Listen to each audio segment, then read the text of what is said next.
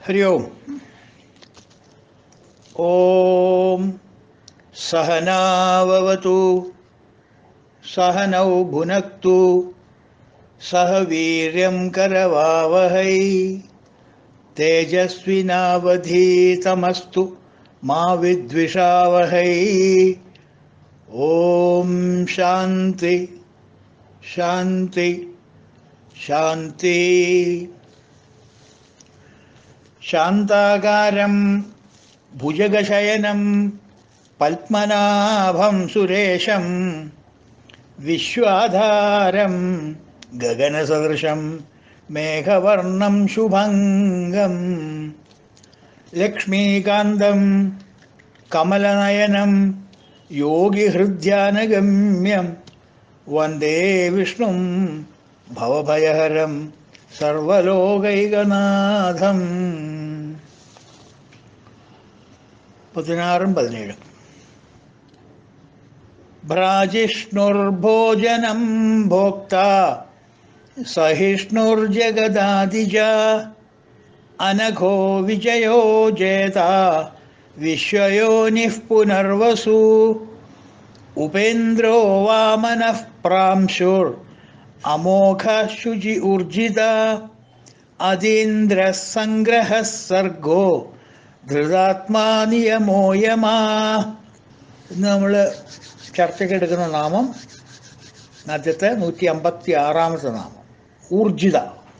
ഊർജിത, ഊർജം, എനർജി എന്നർത്ഥം. അതുല്യമായ ബലമുള്ളവൻ, ബലശാലി. ഭഗവാൻ എന്നുള്ള വാക്കിൻ്റെ വ്യാഖ്യാനത്തിൽ ഭഗ എന്നുള്ളത് 6 ബലം എന്നുണ്ടല്ലോ. അപ്പോൾ എല്ലാ ബലമായി. ബലം എന്ന് പറഞ്ഞാൽ ഓൾ ടൈപ്സ് ഓഫ് സ്ട്രെങ്ത്. അപ്പോൾ അതുല്യമായ ബലമുള്ളവൻ, ശരീരബലം, മനോബലം, ബുദ്ധിബലം, എല്ലാ ബലവും എന്നർത്ഥം. നിറച്ച ഊർജം, that is total full energy, complete battery fully charged, full എനർജിയിലാണ് നിൽക്കുന്ന ഭഗവാൻ സദാസമയത്തും. കാരണം എല്ലാ ഊർജത്തിൻ്റെയും ഉറവിടം ഭഗവാനല്ലേ. നമ്മൾ ഫിസിക്സിൽ പഠിക്കും sun is a source of all energy എന്ന്. നമ്മൾ അതുവരെ പോയിട്ടുള്ളൂ. ശാസ്ത്രജ്ഞന്മാർ അതുവരെ പോയിട്ടുള്ളൂ, അവിടുന്ന് അങ്ങോട്ട് കടന്നിട്ടില്ല. യഥാദിത്യഗതം തേജോ ജഗദ്ഭാസയതേകിലം. ആ ആദിത്യന് എനർജി കൊടുത്തത് ആരാ? തത്ര സൂര്യോഭാതി. സൂര്യനെ അവനെ പ്രകാശിപ്പിക്കാൻ പറ്റില്ല. അപ്പോൾ അവൻ്റെ എനർജി എവിടുന്ന് കിട്ടി? പരമാത്മാവിൻ്റെ നിന്ന് കിട്ടി. ഡയറക്റ്റ് കണക്ഷൻ, മുകളിൽ പവർ ഹൗസ് എന്നാകുന്നത്. അപ്പോൾ സോഴ്സ് ഓഫ് എനർജി ആരാ? ഓൾ സോഴ്സ് ഓഫ് എനർജി ആരാ? പരമാത്മാവ് തന്നെ. ഊർജിത.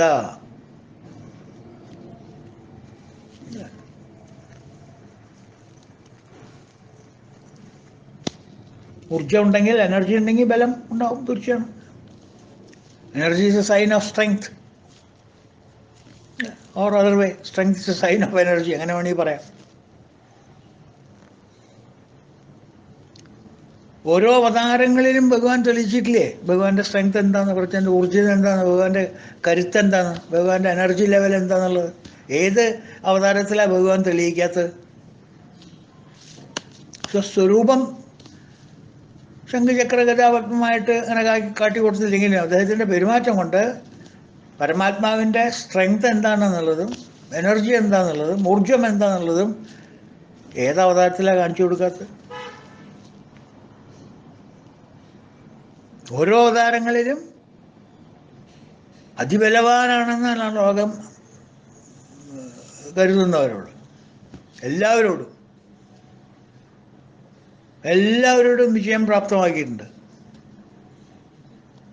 കാരണം is energy, nothing other than energy, mass of energy എന്നർത്ഥം.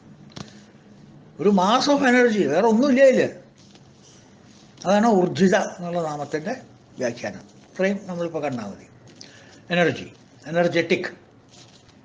156. ഓക്കെ. ഇനി 157ലേക്ക് കടന്നാൽ അതീന്ദ്ര.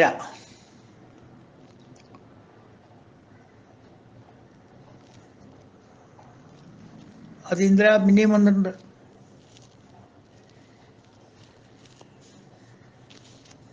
റിപ്പീറ്റേഷനാണ് അതീന്ദ്ര.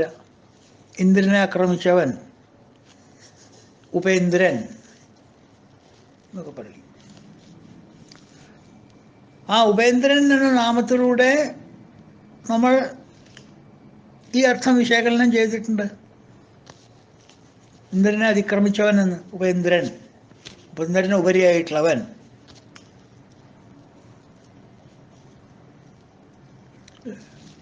നമ്മൾ ആ നാമത്തിൽ നമ്മൾ കണ്ടതാണ്. ഉപേന്ദ്രൻ എന്നുള്ള നാമത്തിൽ ഇന്ദ്രൻ്റെ അനുജനായത് എങ്ങനെയാണ്, ഇന്ദ്രനേക്കാൾ ഉപരിയായത് എങ്ങനെയാണ് നമ്മൾ രണ്ടും കണ്ടു. അന്നിപ്പം ഇനിയിപ്പോൾ രണ്ടാമത് വിശകലനം ചെയ്ത് സമയം കളയേണ്ട കാര്യമില്ലല്ലോ. അപ്പം ഇന്ദ്രനേക്കാൾ ഉപരിയായിട്ടുള്ളവൻ എന്നർത്ഥം. വ്യക്തിപരമായിട്ട്, വ്യക്തിപരമായിട്ട്, ഇൻഡിവിജ്വൽ പരമായിട്ട് നോക്കുകയാണെങ്കിലും നമ്മളുടെ അന്ധകരണങ്ങളുടെ, അതായത് 5 ജ്ഞാനേന്ദ്രിയങ്ങളുടെയും മനസ്സിൻ്റെയും ബുദ്ധിയുടെയും ഒക്കെ അധിപൻ ആരാ? ഇന്ദ്രനാണ്. ഇതിനെയൊക്കെ നിയന്ത്രിക്കുന്നത്, ഇതിനെല്ലാം നിയന്ത്രിക്കുന്നത് ഇന്ദ്രനാണ്. ഇന്ദ്രൻ്റെ അധിഷ്ഠാനം, ഇന്ദ്രനാണ് പ്രിസൈഡിങ് ഡേറ്റി ഇതിൻ്റെ എല്ലാറ്റിൻ്റെയും. അപ്പോൾ നമ്മളിലുള്ള ആന്തരികമായിട്ടുള്ള ഇന്ദ്രിയങ്ങളെയും മനസ്സിനെയും വികാരത്തിനെയും ബുദ്ധിയെയും, ചുരുക്കി പറഞ്ഞ ചിത്തത്തെയും, നമ്മളെ ഫുൾ പേഴ്സണാലിറ്റിയെ, അതിലുള്ള ഓരോരോ ഇൻഗ്രീഡിയൻസാണ് ഇപ്പോൾ ഇതൊക്കെ. 5 ഇന്ദ്രിയങ്ങൾ, കർമ്മേന്ദ്രിയങ്ങൾ, 5 ജ്ഞാനേന്ദ്രിയങ്ങൾ, ഒരു മനസ്സ്, ഒരു ബുദ്ധി, പ്രാണൻ, 5 ഷീറ്റ് നമ്മൾ പറഞ്ഞിട്ടില്ലേ? അന്നമയ കോശം, പ്രാണമയ കോശം, മനോമയ കോശം, വിജ്ഞാനമയ കോശം എന്നൊക്കെ പറഞ്ഞിട്ടില്ലേ? അപ്പോൾ ഇതിൽ പ്രവർത്തിക്കുന്ന എല്ലാ ഇൻറ്റീരിയർ മെക്കാനിസത്തിൻ്റെയും അധിപൻ ആരാ? ഇന്ദ്രനാണ്. മനസ്സിലായോ? അപ്പോൾ ഈ ഇന്നർ മെക്കാനിസത്തിൻ്റെ ഒക്കെ നമ്മളുടെ ശരീരത്തിൽ, നമ്മളുടെ വ്യക്തിയിൽ നിയന്ത്രിക്കേണ്ടത് ആരാ? ഇവരെയൊക്കെ നിയന്ത്രിക്കേണ്ടത് നമ്മുടെ ജീവാത്മാവല്ലേ? ബ്രഹ്മത്തിൻ്റെ അംശം തന്നെയല്ലേ ജീവാത്മാവ്. ജീവാത്മാവിൻ്റെ ശക്തി ഇല്ലെങ്കിൽ ഇതിനൊന്നും വർക്ക് ചെയ്യാൻ പറ്റില്ലല്ലോ. ഈ ഇന്ദ്രിയങ്ങളും ഇല്ല, ഒന്നുമില്ല. ജീവൻ എന്നുള്ളൊരു ലൈഫ് പ്രിൻസിപ്പിൾ എന്ന അതിലൊന്നും ഇല്ല എന്നുണ്ടെങ്കിൽ ഇന്ദ്രിയങ്ങളൊന്നിനും കൊള്ളില്ല, മനസ്സിനെയും കൊള്ളില്ല. ഈവൻ ഐൻസ്റ്റീൻ്റെ ബ്രെയിൻ വരെ ഡെഡാവും. ഡെഡാണ് അല്ലേ? അപ്പോൾ ഇതിനൊക്കെ നിയന്ത്രിക്കേണ്ട ആരാ? ആന്തരികമായിട്ടുള്ളൊരു ശക്തി. ആ ശക്തിയെ നമ്മൾ ബ്രഹ്മം എന്ന് വിളിക്കുന്നു, ജീവാത്മാവെന്ന് വിളിക്കുന്നു, പരമാത്മാവെന്ന് വിളിക്കുന്നു, വാട്ട് എവർ ഇറ്റ് ഈസ്. ഇന്ദ്രനല്ല എന്നുള്ള കാര്യം ഉറപ്പാണ്. അപ്പം അതുകൊണ്ട് വ്യക്തിപരമായിട്ട് നോക്കുകയാണെങ്കിലും നമ്മൾ അതീന്ദ്രനാണ്. ഇന്ദ്രിയങ്ങൾക്കൊക്കെ അതീതമായിട്ടുള്ളവനാണ്. ഇന്ദ്രിയ നിഗ്രഹങ്ങൾ കഴിച്ചിട്ടുള്ളവനാണ്. ഇന്ദ്രിയങ്ങളെ നമ്മളുടെ കൽപ്പടിയിലേക്ക് ആക്കി നിർത്തുന്നവനാണ്. ആണ് അതീന്ദ്ര ആ നാമത്തിൻ്റെ അർത്ഥം. അടുത്ത നാമം 158 സംഗ്രഹ. ഊർജിത അതീന്ദ്ര സംഗ്രഹ. സംഗ്രഹ എന്ന് വെച്ചെങ്കിൽ തന്നിൽ തന്നെ ഗ്രഹിക്കുക, ഗ്രസ്തം എന്നൊക്കെ പറയില്ലേ, എല്ലാം തന്നിൽ ഒതുക്കുന്നവൻ. സൃഷ്ടി സ്ഥിതി സംഹാരകാരനായ ഭഗവാൻ കൽപ്പാവസാന സമയത്ത് പ്രപഞ്ചത്തെ മുഴുവൻ എന്ത് ചെയ്യണു? ഒരു ചെറിയൊരു ടാബ്ലറ്റിലാക്കിയിട്ട്, സൂക്ഷ്മ അവസ്ഥയിലാക്കിയിട്ട്, നന്നായി പാക്ക് ചെയ്തിട്ട് സ്വയം സംഗ്രഹിക്കുന്നു. അവിടെ കിടക്ക്, ഈ പ്രളയമൊക്കെ ഒന്ന് മാറട്ടെ, വെള്ളപ്പൊക്കം ഒന്ന് മാറട്ടെ, ഡാമുകളൊക്കെ ഒന്ന് തുറക്കട്ടെ, എന്നിട്ട് തന്നെ പുറത്തേക്ക് വിടാം, അപ്പോൾ തൽക്കാലം നീ ഇവിടെ കിടക്ക് എന്ന് പറഞ്ഞ് ഇവരൊന്നും സ്ഥൂല ശരീരത്തിലല്ല. സ്ഥൂല ശരീരമൊക്കെ വെള്ളത്തിൽ ഒലിച്ചു പോയിട്ടുണ്ടാവും. ഇതിൻ്റെയൊക്കെ സൂക്ഷ്മ ശരീരങ്ങളുണ്ട്, വാസനകൾ. ചീത്ത വാസനകളുള്ളവരുണ്ടാവാം, നല്ല വാസനകളുണ്ടാവാം, നല്ലതും ചീത്തയും കൂടി സമ്മിശ്രമായിട്ടുള്ള വാസനകളുള്ളവരുണ്ടാവാം, മൃഗീയ വാസനകളുള്ളവരുണ്ടാവാം, ദൈവിക വാസനകളുള്ളവരുണ്ടാവാം. എന്തൊക്കെയായാലും അവരൊക്കെ കൂട്ടിക്കെട്ടുക പറഞ്ഞാൽ ഓരോരുത്തരെ വേറെ വേറെ വേറെ വേറെ ആയിട്ട് സൂക്ഷ്മ രൂപത്തിൽ, ഒരു ടാബ്ലറ്റ് രൂപത്തിലാക്കിയിട്ട് കൽപ്പാന്ത പ്രളയ സമയത്ത് അദ്ദേഹം തന്നെ സംഗ്രഹിക്കുന്നു. തൻ്റെ സൃഷ്ടികളെ പോലും പ്രളയകാലത്ത് ഉപേക്ഷിക്കില്ല എന്നർത്ഥം. അപ്പോൾ ബായ്, വെള്ളപ്പൊക്കം വന്നു, ഞാൻ പോവാട്ടോ, താൻ തൻ്റെ വഴിക്ക്, ഞാൻ എൻ്റെ വഴിക്ക്, അങ്ങനെ പറഞ്ഞ് സൃഷ്ടികളെ, പ്രജകളെ അങ്ങനെ വിടില്ല. നിങ്ങൾ എവിടെ വെച്ചാൽ പോയി അഭയം തേടിക്കോളൻ എന്ന് പറയില്ല ഭഗവാൻ. അവരൊക്കെ കൊണ്ടുപോകും. അതിനുള്ള വഴി ഭഗവാനുണ്ട്, അതിനുള്ള ശക്തി ഭഗവാനുണ്ട്, അതിനുള്ള എനർജി ഭഗവാനുണ്ട്. ഊർജിത, ബലവാൻ, ഇവരൊക്കെ കൊണ്ടുപോകാനുള്ള ബലമുണ്ട്. എനിക്കൊരാളെ സൃഷ്ടിക്കാമെന്നുണ്ടെങ്കിൽ അയാളെ സംരക്ഷിക്കാനും അയാളെ സംഹരിക്കാനും ഭഗവാൻ അറിയാം. മനസ്സിലായില്ലേ? അപ്പോൾ സംഗ്രഹം എന്ന് വെച്ചാൽ സംഹരിക്കുക, ഭഗവാന്റെ സൃഷ്ടികളെയൊക്കെ സംഹരിക്കുക. എങ്ങനെയാണോ ഒരു ചലന്തി ആ വല തന്നിൽ തന്നെ നിന്ന് സൃഷ്ടിക്കുന്നത്, എങ്ങനെയാണോ ആ സൃഷ്ടിച്ച വലയിൽ തന്നെ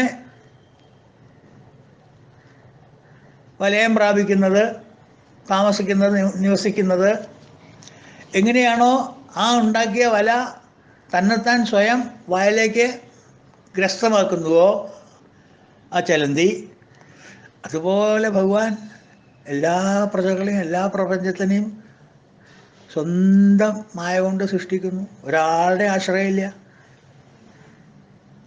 ഒരു ഇൻ്റലിജൻസ് കോസ് വേണ്ട, മെറ്റീരിയൽ കോസ് വേണ്ട, അതൊന്നും വേണ്ട. എല്ലാം അദ്ദേഹത്തിൻ്റെ കയ്യിൽ, ചലന്തിയുടെ കയ്യിൽ എല്ലാം ഉണ്ട്. നോഹമുണ്ട്, നെറ്റ് കെട്ടാനുള്ള നോഹമുണ്ട്, അതിനുള്ള മെറ്റീരിയൽ ഉണ്ട്, അതിനുള്ള സ്ഥലമുണ്ട്, എല്ലാം. ഒന്നും വേറെ ആരും അന്വേഷിക്കണ്ട. നമ്മളെന്തെങ്കിലും എന്താ പറയുക, ബാഹ്യമായിട്ട് എന്താ പറയുക, കമേഴ്ഷ്യലായിട്ട് വല്ലതും തുടങ്ങണമെങ്കിൽ മാത്രമല്ല ലാൻഡ് ലേബർ ക്യാപിറ്റൽ ഓർഗനൈസേഷൻ എന്നൊക്കെ പറഞ്ഞ് ഓർഗനൈസ് ചെയ്യണ്ടോ? ഭഗവാൻ ഒന്നും വേണ്ട. ഒരു എൻ്റർപ്രൈസ് തുടങ്ങണമെങ്കിൽ, ഒരു സൃഷ്ടി നടത്തണമെങ്കിൽ ഭഗവാൻ എല്ലാം ഉണ്ട്. ലാൻഡ്, ലേബർ, ക്യാപിറ്റൽ, ഓർഗനൈസേഷൻ എല്ലാം ഉണ്ട്, മെറ്റീരിയൽ ഉണ്ട്, എല്ലാം ഒക്കെ ഉണ്ട്.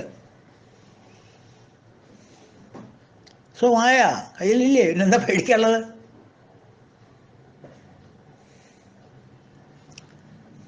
സ്വന്തം സൃഷ്ടിച്ച് ആ സൃഷ്ടിയിൽ തന്നെ ഭഗവാൻ നിലകൊണ്ട് ആ സൃഷ്ടിയെ ഭഗവാനിൽ നിലനിർത്തി അത് കൽപ്പാന്തകാലം വരുമ്പോൾ ഭഗവാനിലേക്ക് തന്നെ സംഗ്രഹിച്ചു പോകുന്നു. അതാണ് സംഗ്രഹ എന്ന് പറയാൻ കാരണം. താൻ തന്നെ ഭക്ഷിക്കുന്നു. അത് ചലന്തി എങ്ങനെയാണോ വലയെ താൻ സ്വന്തം ഉണ്ടാക്കിയിട്ടുള്ള വല സ്വന്തം വലയിൽ കഴിഞ്ഞ ചലന്തി, ആ ചലന്തി തന്നെ ഒരു സമയം വരുമ്പോൾ ആ ഉണ്ടാക്കിയ വലയെ, താൻ താമസിച്ച വലയെ പിന്നെയും ആ വലയുള്ളിലേക്ക് കടത്തുന്നു.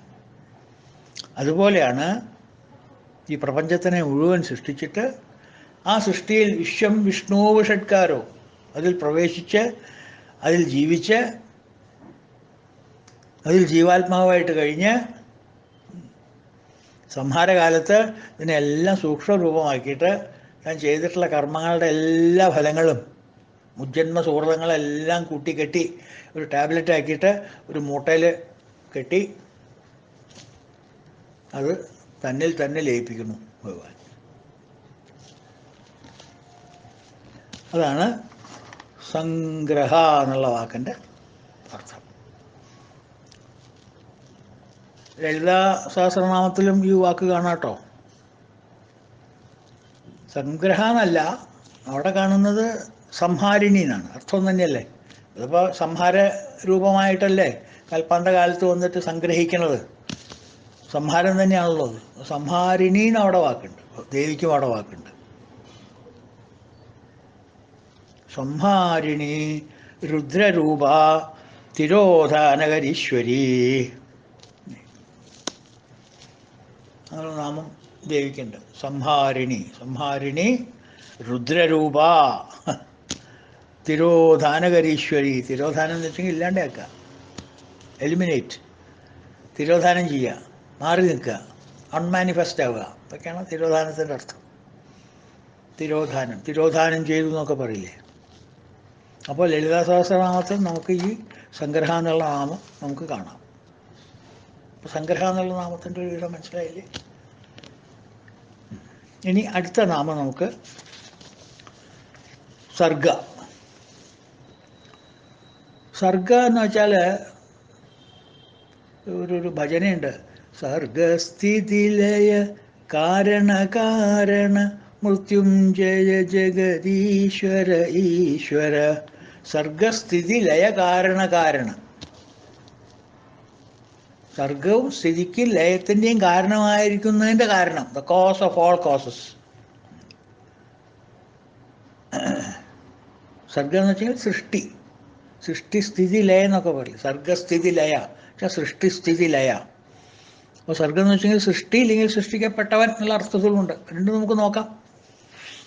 ആദ്യം സൃഷ്ടി എടുത്ത് നോക്കുക. സർഗം എന്ന് വെച്ചാൽ സൃഷ്ടി, സൃഷ്ടി നടത്തുന്നവൻ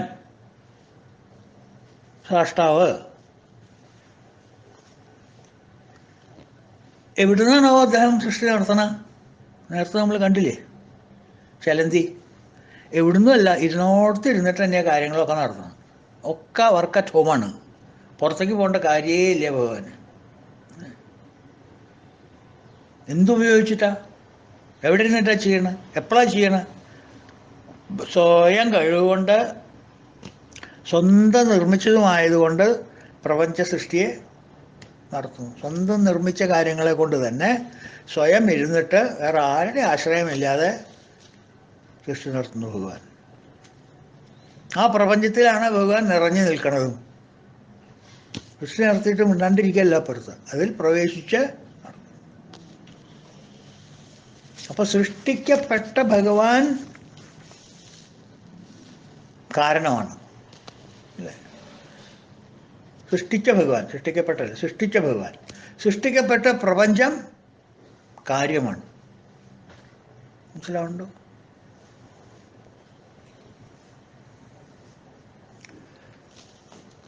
അയ്യോ, ഇത് പറഞ്ഞു പറഞ്ഞു അടുത്തു ഞാൻ. ഈ ഉപമാനം എത്രയിങ്ങനെ പറയല്ലേ. എന്നാലും ഒന്നുകൂടിയും പറയാം. കുടത്തിൽ നിറഞ്ഞു നിൽക്കുന്നത് മണ്ണ്. അവസാനത്തെ ഭാഗം നിങ്ങൾ പറയണേ. മൺകുടത്തിൽ നിറഞ്ഞു നിൽക്കുന്നത് മണ്ണ്. തിരമാലയിൽ നിറഞ്ഞു നിൽക്കുന്നത് സമുദ്രം. ആഭരണത്തിൽ നിറഞ്ഞു നിൽക്കുന്നത് സ്വർണം. അപ്പോൾ കുടമുണ്ട്, മണ്ണുണ്ട്, തിരമാലയുണ്ട്, സമുദ്രമുണ്ട്, ആഭരണമുണ്ട്, സ്വർണ്ണമുണ്ട്. ഇത് ഏതാ സത്യം, ഏതാ അസത്യം? കുടമാണോ സത്യം, മണ്ണാണോ സത്യം? തിരമാലയാണോ സത്യം, സമുദ്രമാണോ സത്യം? ആഭരണമാണോ സത്യം, സ്വർണ്ണമാണോ സത്യം? ദിസ് സത്യം, ദാറ്റ് സത്യം. ഏതാ സത്യം?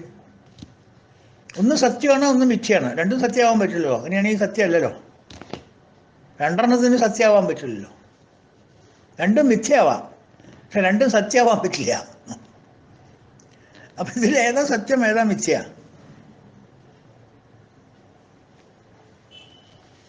ആലോചിക്കൂ.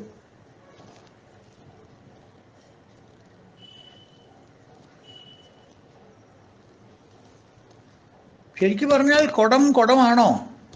കുടം ഉണ്ട്, പക്ഷെ അത് കുടം ആണോ? കുടത്തിനൊരു നാമരൂപം കൊടുത്തതല്ലേ.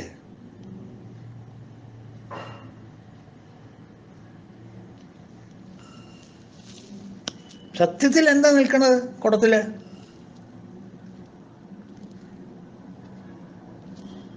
മണ്ണല്ലേ. കുടത്തിനെ താങ്ങി നിർത്തുന്നത് മണ്ണല്ലേ. അപ്പൊ ഏതാ മിഥ്യ, ഏതാ സത്യം? കുടം മിഥ്യ, മണ്ണ് സത്യം.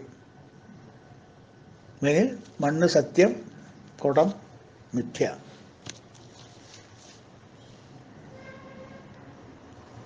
അതുപോലെ തന്നെ തിരമാല മിഥ്യ, സമുദ്രം സത്യം. ആഭരണം മിഥ്യ, സ്വർണം സത്യം.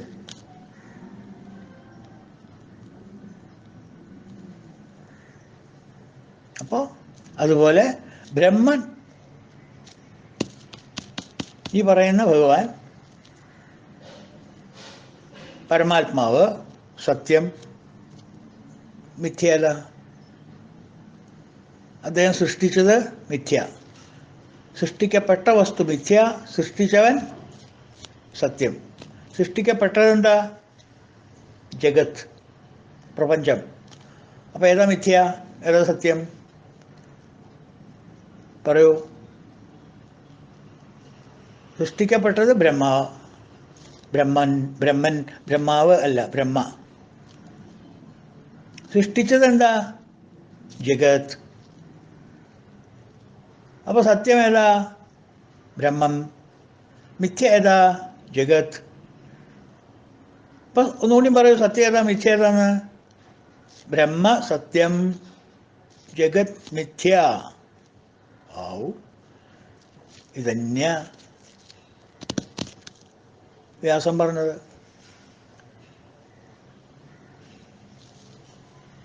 ബ്രഹ്മസൂത്രത്തിലെ തുടക്കം തന്നെ അതാ, ബ്രഹ്മസത്യം ജഗന്മിഥ്യ. മണ്ണ് സത്യം, കുടം മിഥ്യ. അങ്ങനെ പഠിച്ചോളൂ. സമുദ്രം സത്യം, തിരമാല മിഥ്യ. സ്വർണം നിത്യം, ആഭരണം മിഥ്യ. അതേപോലെ ബ്രഹ്മ സത്യം, ജഗത് മിഥ്യ. മനസ്സിലായോ? അപ്പം അത് രണ്ടും ഒന്നാന്നല്ലേ? ഭഗവാൻ തന്നെയല്ലേ മിഥ്യ? അത് വേറെ വേറെയാണോ? രണ്ടും രണ്ടാണല്ലേ? ഭഗവാൻ വേറെ, ബ്രഹ്മം വേറെ, ജഗത്ത് വേറെ, അങ്ങനെയാണോ? കുടം വേറെ, മണ്ണ് വേറെ, അങ്ങനെയാണോ? അതല്ലല്ലോ. കുടം വേറെ, മണ്ണ് വേറെ എങ്ങനെയാകുക? കുടം തന്നെയല്ലേ മണ്ണ്. മണ്ണ് കുടത്തിൻ്റെ ഷേപ്പ് എടുത്തു എന്നല്ലേ ഉള്ളൂ. ആഭരണങ്ങളുടെ ഷേപ്പ് എടുത്തു എന്നല്ലേ ഉള്ളൂ സ്വർണം. തിരമാലകളുടെ ഷേപ്പ് എടുത്തു എന്നല്ലേ ഉള്ളൂ സമുദ്രം. അതെങ്ങനെയാ ഒന്നാവുക? ഒന്നാണോ അതോ ഒന്നല്ലേ? എന്താ ആകെ കൺഫ്യൂഷനായല്ലോ. ബ്രഹ്മസത്യം ജഗന്മിഥ്യ എന്ന് പറഞ്ഞു അദ്ദേഹം. എന്നിട്ട് നമ്മളെ ചിന്തിക്കാൻ വിട്ടു. അപ്പോൾ ഇത് രണ്ടും ഒന്നാണോ? ഒന്നല്ലേ? ഉടനെ പറഞ്ഞു ഭഗവാൻ വ്യാസൻ, ജീവോ ബ്രഹ്മൈവ നാപര. ജീവനും ബ്രഹ്മനും രണ്ടും രണ്ടല്ല. ജഗത്തും ബ്രഹ്മയും രണ്ടും രണ്ടല്ല. കുടവും മണ്ണും രണ്ടും രണ്ടല്ല. ആഭരണവും സ്വർണവും രണ്ടും രണ്ടല്ല. തിരമാലയും സമുദ്രവും രണ്ടും രണ്ടല്ല. ഒന്ന് സത്യം, ഒന്ന് മിഥ്യ. ഒന്ന് തന്നെയാണ്.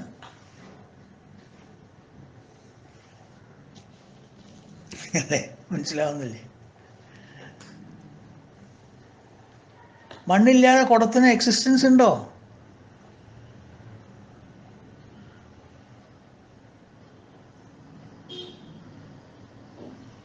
കുടം അങ്ങോട്ട് എടുത്തോളോ, ബാക്കിയുള്ള ഇങ്ങോട്ട് തന്നാൽ മതി. പറഞ്ഞാൽ എന്താ കിട്ടുക? മണ്ണ്. കുടം എടുത്തോന്നെ എന്താ കിട്ടുക? ഒന്നും കിട്ടില്ല. അതോടുകൂടി കഴിഞ്ഞു. ആഭരണം അങ്ങോട്ട് എടുത്തിട്ട് സ്വർണം അങ്ങോട്ട് തന്നോളോ, സ്വർണം മുഴുവൻ ഇങ്ങോട്ട് തരും. ആഭരണം എന്താ കിട്ടുക അയാൾക്ക്? ഒന്നും കിട്ടില്ല. അപ്പോൾ ഒന്നും ഇല്ലാത്ത സാധനമാണ് ആഭരണം എന്ന് പറയുന്നത്. സത്യത്തിൽ ഇതുണ്ടോ ആഭരണം? അങ്ങനെയാണെങ്കിൽ അയാൾ ആഭരണം എടുത്തിട്ട് ബാക്കി സ്വർണം കൊടുത്തോട്ടെ. അപ്പോൾ സ്വർണത്തിലുള്ള ചെമ്പാന്ന് വിചാരിക്കുക. അതെ, അയാൾക്ക് ആ ചെമ്പ് അങ്ങോട്ട് എടുത്തിട്ടേ ആഭരണത്തിലെ ചെമ്പ് എടുത്തിട്ട് സ്വർണം അങ്ങോട്ട് തന്നോളൂ എന്ന് പറഞ്ഞാൽ മനസ്സിലാക്കാം നമുക്ക്. ആ ആഭരണത്തിൽ ചെമ്പ് അയാളെടുത്തു, സ്വർണം അങ്ങോട്ട് തരും. ഇതല്ല, ആഭരണം മുഴുവൻ സ്വർണ്ണമാണ്. സ്വർണം കൊണ്ടല്ലാണ്ട് വേറെ ഒന്നുകൊണ്ടും സൃഷ്ടിച്ചിട്ടില്ല ആഭരണം. അപ്പം സ്വർണത്തിലെ ആഭരണം എടുത്തിട്ട് എനിക്ക് ബാക്കി ഇങ്ങോട്ട് തന്നാൽ മതി പറഞ്ഞാൽ അയാൾ സ്വർണം മുഴുവൻ നമുക്ക് തരണ്ടേ? ആഭരണം എന്ന് പറഞ്ഞാൽ അയാൾക്ക് എടുക്കാൻ പറ്റുമോ? കുടം എന്ന് പറയുന്നത് മണ്ണിന്ന് എടുക്കാൻ പറ്റുമോ വേറെ ആയിട്ട്? എന്നിട്ട് ആ കുടത്തിനെ മാറ്റി വയ്ക്കാൻ പറ്റുമോ മണ്ണില്ലാണ്ട്? സമുദ്രം ഇല്ലാണ്ട് തിരമാല ഉണ്ടാക്കാൻ പറ്റുമോ? സ്വർണ്ണമില്ലാണ്ട് ആഭരണത്തിനെ ഉണ്ടാക്കാൻ പറ്റുമോ? അപ്പം ഈ ഉണ്ടാക്കിയെന്ന് നമ്മൾ വിശ്വസിക്കുന്ന ആഭരണവും, ഉണ്ടാക്കിയെന്ന് നമ്മൾ വിശ്വസിക്കുന്ന തിരമാലകളും, ഉണ്ടാക്കിയെന്ന് നമ്മൾ വിശ്വസിക്കുന്ന കുടവും ഇതൊക്കെ ഉണ്ട്. പക്ഷെ അത് മിഥ്യയാണ്. It is not true, it is not സത്യം. മിഥ്യയാണ്. ത്രികാലസ്ഥിതി ഇല്ല അവർക്ക്. 3 കാലത്ത് ഒരേപോലെ നിൽക്കുമോ? തിരമാല സദാസമയത്ത് ഒരുപോലെ നിൽക്കുമോ? നേരെ കുറച്ച് സമുദ്രമോ ഇന്നലെയുണ്ട്, ഇന്നുണ്ടോ, നാളെയുണ്ട്. കുടം ഒരാൾക്ക് തോന്നി അത് അടച്ചു പൊട്ടിച്ചിട്ട് വേറെ കിണ്ടി ഉണ്ടാക്കാമെന്ന്, അല്ലെങ്കിൽ മാലയ്ക്കാമോതിരം അടച്ചു പൊട്ടിച്ചിട്ട് തോന്നി ഇയാൾക്ക് അതുകൊണ്ടൊരു വൈരമിന്നി ഉണ്ടാക്കാമെന്ന്. അപ്പോൾ ഏതാ സത്യം, ഏതാ മിഥ്യ? വൈരമാല ഉണ്ടായിരുന്നിടത്തോളം കാലം അതുണ്ട്, അത് മിഥ്യയായിട്ടിരിക്കണം. അത് മാറാനുള്ള ചാൻസ് ധാരാളമുണ്ട്. അത് മാലയ്ക്കാമോതിരാവാം നാളെ, പാലയ്ക്കാമോതിരാവാം നാളെ, ഒരു താലിക്കട്ടാവാം, ഒരു മോതിരാവാം, ഒരു കൊടുക്കെടുക്കനാവാം, ഒരു ജിംക്കി ആവാം, ഒരു ഒഡ്യാണാവാം. എന്തായാലും മാറ്റമില്ലാത്തൊരു വസ്തു ഉണ്ടോ? സത്യമായിട്ടുള്ള വസ്തു. അതെന്താ? അത് സ്വർണം തന്നെ. അപ്പോൾ മറ്റൊക്കെ എന്താ? മറ്റു മിഥ്യ. അപ്പോൾ ബ്രഹ്മം എന്ന് പറഞ്ഞാൽ എന്താ? സത്യം. ജഗത്തോ മിഥ്യ. അപ്പോൾ ഇത് രണ്ടും രണ്ടാണോ? അല്ല, രണ്ടും ഒന്നാണ്. ജീവോ ബ്രഹ്മൈവ നാപര. ജീവനും ബ്രഹ്മവും അന്യമല്ല എന്നർത്ഥം. അന്യമല്ല, രണ്ടും ഒന്നാണ്.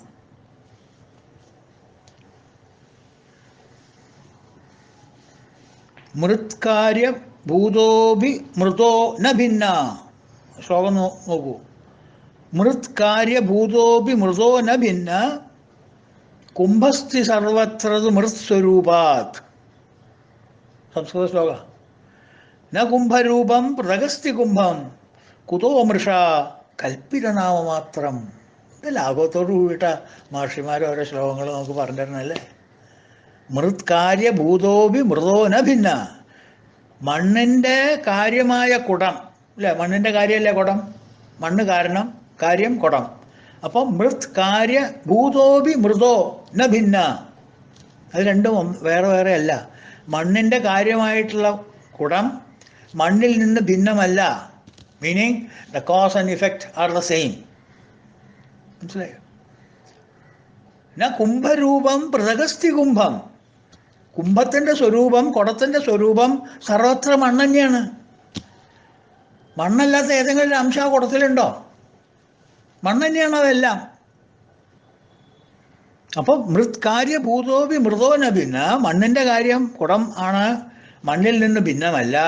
പ്ലസ് കുംഭസ്ഥി സർവത്ര മൃതസ്വരൂപാത്. കുംഭത്തിൻ്റെ സ്വരൂപം, കുടത്തിൻ്റെ സ്വരൂപം സർവത്ര മണ്ണാണ്. ഓർണമെന്റിന്റെ സ്വരൂപം സർവത്ര സ്വർണം. തിരമാലയുടെ സ്വഭാവം സർവത്ര സമുദ്രം. ജഗത്തിന്റെ സ്വഭാവം സർവത്ര ബ്രഹ്മം. സദാശിവ ബ്രഹ്മേന്ദ്ര വെറുതെ പാടിയതല്ല സർവം ബ്രഹ്മമയമെന്ന്. ന കുംഭരൂപം പൃഥഗസ്തി കുംഭം. മണ്ണല്ലാത്ത കുടം ഒന്ന് വേറെ ഇല്ല. ന കുംഭരൂപം പൃഥഗസ്തി കുംഭം. മണ്ണല്ലാതെ കുടം എന്ന് വേറൊന്നില്ല സത്യത്തിൽ. നമുക്ക് കാണുന്നു, നമ്മളങ്ങനെ വിശ്വസിക്കുന്നു എന്ന് മാത്രം. അപ്പോൾ ഒരു ചോദ്യം, കുറുവമിഷ, അങ്ങനെ സത്യത്തിൽ ന കുംഭരൂപം പൃഥഗസ്തി കുംഭമാണെങ്കിൽ, മണ്ണല്ലാതെ കുടം എന്ന് ഒന്ന് വേറെ ഇല്ല എന്നുണ്ടെങ്കിൽ, കുതോ മൃഷ എന്നാൽ പിന്നെ കുംഭം എന്ന് പറയണത് എന്തിനാ? അതാണ് ചോദ്യം. കുതോ മൃഷ എന്നാൽ പിന്നെ എന്തിനാ കുംഭം എന്ന് പറയണ ആവശ്യമില്ലാണ്ട് മനസ്സിലാലും കൺഫ്യൂസ് ചെയ്യാൻ. എൻ്റെ കുട്ടിയെ കൽപ്പിത നാമ മാത്രം. വെറുതെ രോമന പേരിട്ടു എന്നുള്ളൂ. എന്തെങ്കിലും ഒരു പേര് വിളിക്കണ്ടേ ആ സത്യത്തിന്? വലിയ കാര്യമൊക്കെ ഒന്നും വേണ്ട. അതിൻ്റെ പ്രകൃതി അതൊന്നുമല്ല. ആ മണ്ണിൻ്റെ പ്രകൃതിയാവാൻ. പിന്നെ എന്തിനാ നിങ്ങൾ കുടന്ന് വിളിക്കണം? അതൊരു ഓമന പേരാണ്. മനസ്സിലായില്ലേ? കുതോ മൃഷ. എന്താ മൃഷ എന്ന് വിളിക്കാൻ കാരണം? അത് കൽപ്പിത നാമ മാത്രം. അപ്പൊ നോക്കൂ ഒന്നുകൂടി. മൃത് കാര്യ ഭൂതോഭി മൃതോ ന ഭിന്ന കുംഭസ്തു സർവസ്ത്രമിതം മൃതസ്വഭാവാത് ന കുംഭരൂപം പൃഥഗസ്തി കുംഭം കുതോ മൃഷ കൽപ്പിത നാമ മാത്രം. മനസ്സിലായില്ലേ? അതുപോലെ തന്നെ ജഗത്ത് എന്ന് പറയുന്നത് മിഥ്യയാണ്. അതിന് ശാശ്വതമായ സ്ഥിരതയില്ല, എക്സിസ്റ്റൻസ് ഇല്ല. അത് നമുക്ക് ഇന്ന് കണ്ടതല്ല നാളെ കാണുക, അങ്ങനെ മാറിക്കൊണ്ടേയിരിക്കും. അതുകൊണ്ട് അതിനെ ജഗത്ത് ജഗത്ത് ജഗത്ത് എന്ന് പറയണം. That which changes constantly is ജഗത്ത്. ആഗതി ഗച്ഛതി, ആഗതി ഗച്ഛതി. അതുകൊണ്ട് അത് മിഥ്യയാണ്, അത് സത്യമല്ല. സത്യം എന്താ? ബ്രഹ്മ. ഈ ബ്രഹ്മം തന്നെയാണ് ഈ മിഥ്യയായിട്ട് വരുന്ന പ്രപഞ്ചം. അതുകൊണ്ട് ജീവോ ബ്രഹ്മൈവ നാപര. കുടം മണ്ണിൽ നിന്ന് അന്യമല്ല, തിരമാല സ്വർണത്തിൽ നിന്ന് സമുദ്രത്തിൽ നിന്ന് അന്യമല്ല, ആഭരണം സ്വർണത്തിൽ നിന്ന് അന്യമല്ല. സ്വർണം വേറെ ആഭരണം വേറെ ആണെങ്കിലും ഒന്നിനോടൊന്ന് അന്യമല്ല. അതാണ് ആ ബ്രഹ്മസത്യം ജഗന്മിഥ്യ എന്ന് പറഞ്ഞ ഉടനെ ഒരു കോൺട്രഡിക്ടറി സ്റ്റേറ്റ്മെൻ്റ് ആയിട്ട് തോന്നുന്നത് പോലെ ജീവോ ബ്രഹ്മ ഇവനാപര എന്ന് കൺഫ്യൂഷൻ അങ്ങോട്ട് തീർത്തു കൊടുത്തത് വ്യാസൻ. രണ്ടാന്ന് വിചാരിക്കരുത് കുട്ടികളെ, രണ്ടും ഒന്ന് തന്നെയാണ്. അപ്പോൾ ഭഗവാന്റെ സൃഷ്ടി വൈഭവം അങ്ങനെയാണ്. അതുകൊണ്ടാണ് ഭഗവാനെ സർഗ എന്ന് പറയാൻ കാരണം. എന്തൊരു വൈഭവം നോക്കൂ സൃഷ്ടിയിൽ. ഒരു കാര്യം സൃഷ്ടിക്കുക, ആ സൃഷ്ടി തന്നെ സൃഷ്ടിക്കപ്പെട്ട സ്വഭാവമായിട്ട് മാറുക, സൃഷ്ടികർത്താവൻ അതിൽ പോയിരിക്കുക, അത് വേറെ ഇത് വേറെ എന്ന് തോന്നിക്കുക. സത്യത്തിൽ അത് വേറെ ഇത് വേറെ ഇല്ല, രണ്ടും ഒന്ന് തന്നെയാണ്. അല്ലേ? എന്തൊരു പ്രൊഡക്റ്റ് നോക്കുന്നത്, എന്തൊരു വൈഭവമാണ് ഈ ഭഗവാന്റെ ഈ മാർക്കറ്റിങ്ങിന് വിട്ടിട്ടുള്ള ഈ ഒരു പ്രൊഡക്റ്റ് ഉണ്ടല്ലോ. Created beings, manifestations. ഇതൊരു വിചിത്രമായിട്ടുള്ള വസ്തു അല്ലേ? 9-ാം അധ്യായത്തിൽ ഭഗവത്ഗീതയിൽ 2 വരിയുണ്ട്. പ്രകൃതി സ്വാം അവിഷ്ടഭ്യ വിസൃജാമി പുനഃ. സ്വന്തം പ്രകൃതി കൈക്കൊണ്ട് സൃഷ്ടിപ്പേൻ ഇങ്ങു വീണ്ടുമേ എന്ന് പറയണം. ഞാൻ ആരുടെ അവസാനത്തിന് വേണ്ടിയിട്ട് അവരുടെ പിന്നാലെ നടന്നിട്ട് ഉണ്ടാക്കണതല്ല കുട്ടികൾ. എനിക്ക് ആരുടെയും സഹായം വേണ്ട. I am capable, I am intelligent, I am resourceful, I am capable of producing the ജഗത്ത്. എങ്ങനെയാ? പ്രകൃതിം സ്വാം വിഷ്ടായ, പ്രകൃതിം സ്വാം അവവിഷ്ടഭ്യ. എൻ്റെ സ്വന്തം പ്രകൃതി കൊണ്ട്, മൈ ഓൺ നേച്ചർ ഇസ് മായ. പ്രകൃതി സ്വാം അവഷ്ടഭ്യ വിസൃജാമി പുനഃ. സ്വന്തം പ്രകൃതി കൈക്കൊണ്ട് സൃഷ്ടിപ്പേൻ ഇങ്ങു വീണ്ടുമേ.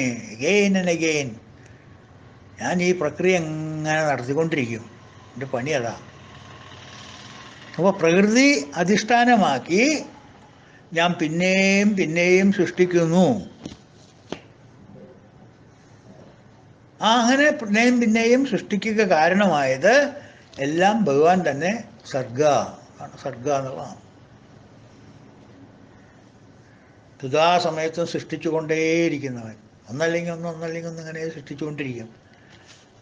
Same or similar or different goods. അങ്ങനെ പ്രൊഡക്ഷൻ നിർത്തില്ല അദ്ദേഹം. ഈ 3 പ്രോസസ്സ് നിർത്തില്ല. ഒരു കെമിക്കൽ ഇൻഡസ്ട്രിയാണ്. 3 പ്രോസസ്സ് നിർത്താൻ പാടില്ല. സൃഷ്ടി വേണം, സ്ഥിതി വേണം, സംഹാരം വേണം. എവിടെയെങ്കിലും പവർ ഫെയിലിയർ ആയോ ബാക്ക്ലോഗ് വരും, ഒരുപാട് വർക്ക് ഇൻ പ്രോഗ്രസ് വരും. വെയർ ഹൗസിലൊന്നും വയ്ക്കാൻ സ്ഥലം ഉണ്ടാവില്ല, സ്റ്റോക്ക്.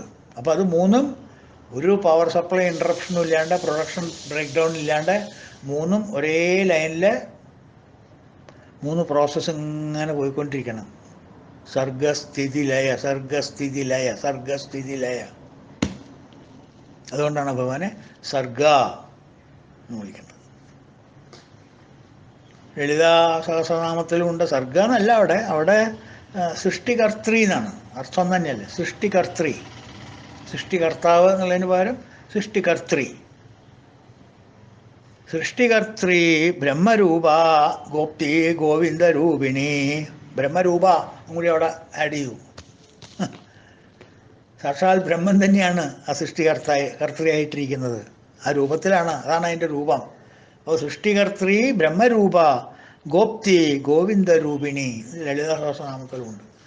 സർഗ എന്നുള്ള നാമം നമുക്കിവിടെ തൽക്കാലം ഫുൾ സ്റ്റോപ്പ് ഇടാം. അതോടുകൂടി ഇന്നത്തെ ക്ലാസ്സിനും ഫുൾ സ്റ്റോപ്പ് ഇടാം. അടുത്ത നാമം നാളെ നമുക്ക് കാണാം. അതുവരെ എല്ലാവർക്കും ഇൻഡിപെൻഡൻസ് ഡേ. ഹരി ഓം. ഓം പൂർണ്ണമദ പൂർണ്ണമിദം പൂർണ്ണാത് പൂർണ്ണമുദച്യതേ പൂർണ്ണസ്യ പൂർണ്ണമാദായ പൂർണ്ണമേവാവശിഷ്യതേ. ഓം ശാന്തി ശാന്തി ശാന്തി. ഹരി ഓം തത്സത്. ഓം ശ്രീ ഗുരുഭ്യോ നമഃ. കൃഷ്ണ ഗുരുവായൂരപ്പ.